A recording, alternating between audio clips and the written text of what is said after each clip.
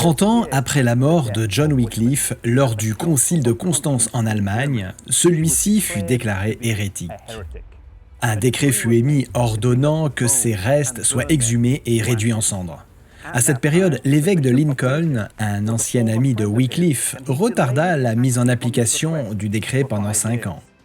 Puis il partit de la région et l'évêque qui le remplaça tergiversa lui aussi pendant 8 ans avant de finalement exécuter ce décret d'exhumer les ossements et de les brûler.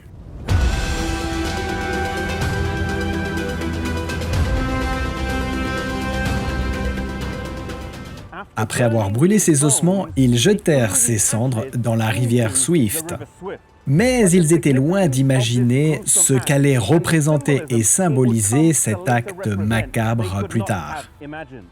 La rivière Swift rejoint la rivière Avon, qui elle-même se jette dans le canal de Bristol, qui, lui, se jette dans l'océan Atlantique.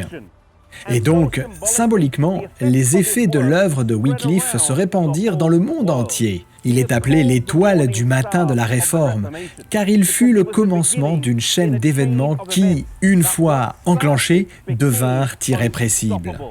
John Wycliffe apporta certainement à l'Église chrétienne le plus grand don possible, la Bible.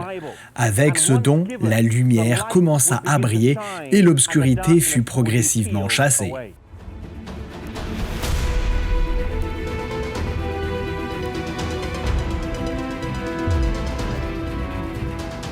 L'œuvre de John Wycliffe tient une place clé dans notre héritage chrétien, car le centre de notre foi se trouve dans la Bible.